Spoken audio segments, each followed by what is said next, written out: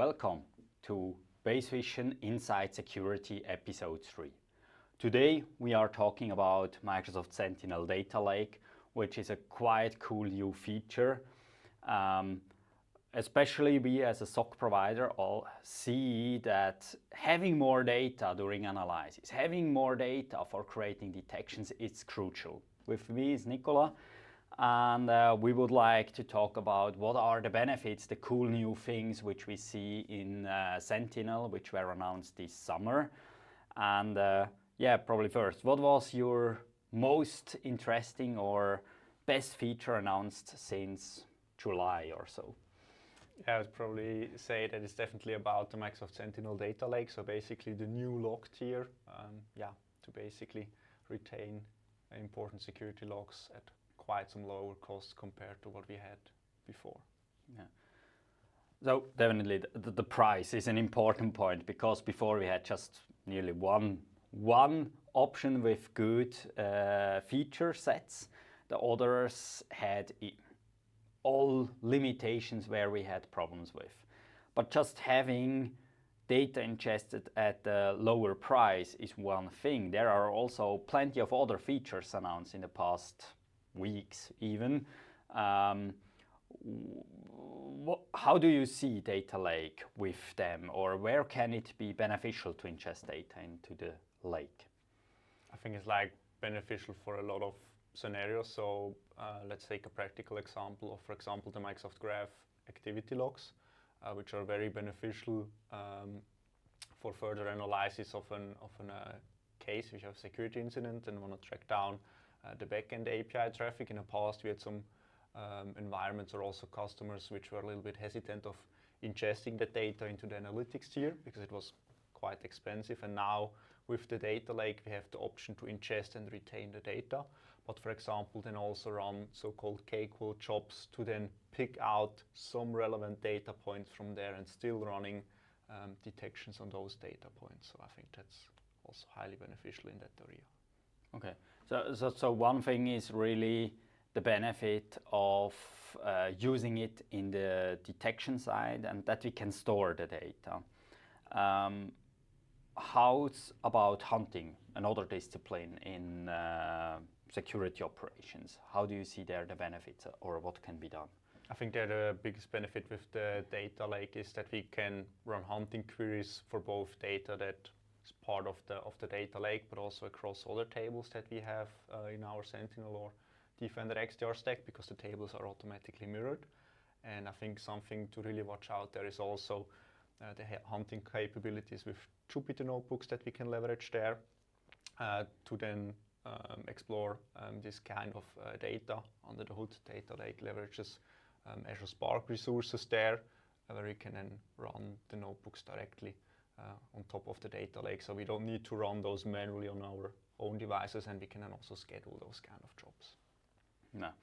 So that's definitely something what I think is important. The data lake is not just supporting us in one discipline in security operations, it's really a cross-discipline thing.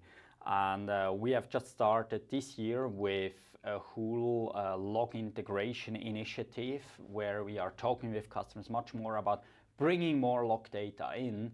And when we see the benefits of that, having additional logs in, like firewall, like the Graph API logs or other, it's highly beneficial to detect other threats, but then especially during analysis or also for enrichment. That's as well a big benefit what we see. How do you see it? How should the customer start with Data Lake? Is it just flip or mark the checkbox and then it's working, or what is your experience with that? I think from a technical prerequisite side, the first important thing is that you really enable the unified portal, so that you onboard your Sentinel workspace into Defender XDR. That's like a hard prerequisite to be able to onboard with Data Lake. Enabling the feature itself, that's simple, but it's then also important to have some first use cases you can work on. This means if you want to bring in third-party data sources more from a network or from an intrusion detection system side, you then probably also need to set up your log forward or log collector infrastructure to get your data into the data lake, and also thinking about what you want to do with the data. Just having it there might be nice for compliance reasons or for forensic cases, but also exploring the capabilities around advanced hunting, as we have discussed before, is then highly beneficial. So maybe taking 1 or 2 sources as a reference case and then start building your path there.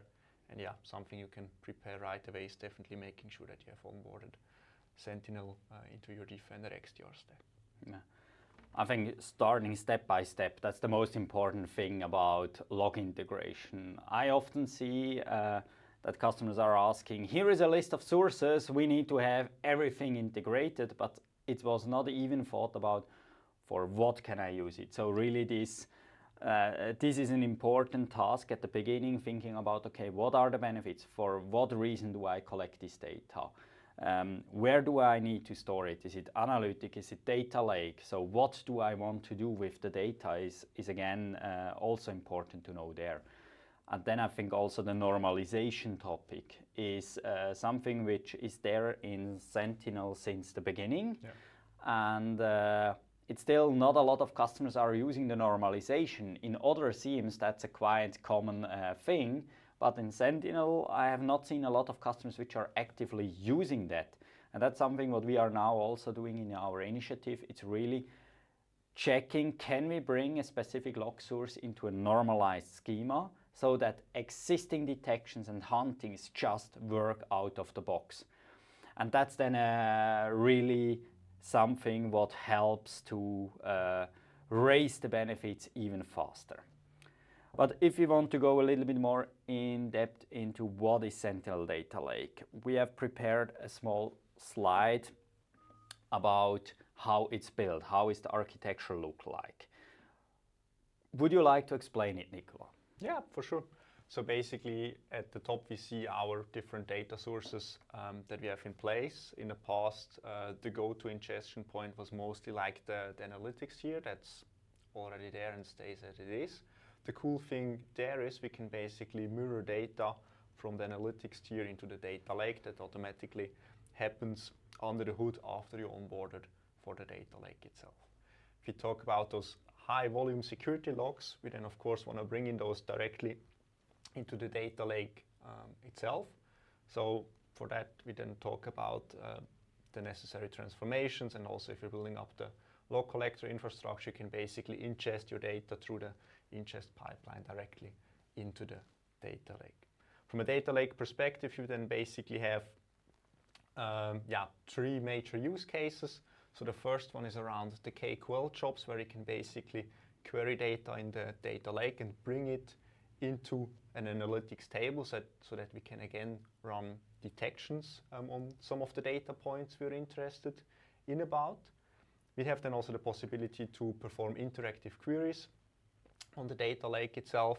If you do on-demand hunting, or for example want to search for a particular IOC and whether it occurred in our environment. And the third pillar that we have there is then about the Spark jobs and the Jupyter notebooks, where we can also run advanced algorithms based on machine learning if you have use cases there and are more focused on the hunting side. And I think what's really cool when we talk then about the data lake itself, you have the different cost meters. So basically you're then really only paying what you actually use. So if you're storing logs more for a compliance perspective, you have lower costs compared to when you then really access and query the data. You're only billed based on that, and this allows Microsoft to offer quite a cheap price for the usage of data lake. Yeah. So this new architecture really brings in so many cool new options where we can benefit from security standpoint, but you also mentioned compliance. I think customers should now start thinking about how can they evolve their security operations, how can they leverage this new data lake and all the features and capabilities which are in. And I think we will see a lot more announcement in the next few months. Ignite is coming ahead, and also the integration into XDR is definitely a very important topic there. So stay tuned and see you at the next episode.